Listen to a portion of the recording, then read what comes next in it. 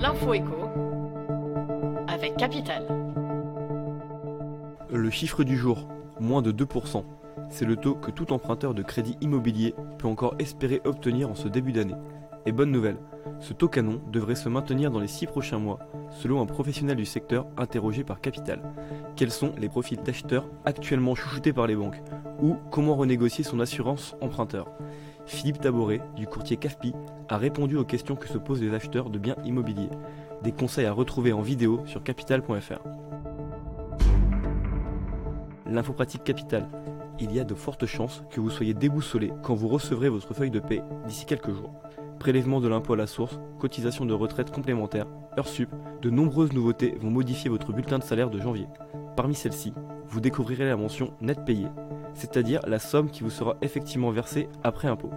La case net à payer avant impôt représente la somme que vous auriez perçue sans le prélèvement à la source. Pour y voir plus clair, toutes ces modifications sont à retrouver sur Capital. Le coup de gueule du jour est poussé par l'association Attaque contre les sociétés du CAC 40. Emplois supprimés, impôts contournés, pollution, l'organisation altermondialiste n'y va pas de main morte contre nos grands groupes tricolores. Dans son rapport, Attaque signale par exemple que les effectifs en France de ces multinationales ont baissé de 20% ces dernières années, alors que leurs bénéfices ont augmenté de 9,3% sur la même période. Des bénéfices dont les salariés sont les parents pauvres. Leurs rémunérations ont certes augmenté, plus 22%, mais bien moins que celles de leurs patrons, plus 32%, ou des actionnaires, plus 44%. Attaque accuse également les groupes de recourir à des techniques d'évitement fiscal ou de ne pas tenir leur engagement en matière de responsabilité environnementale.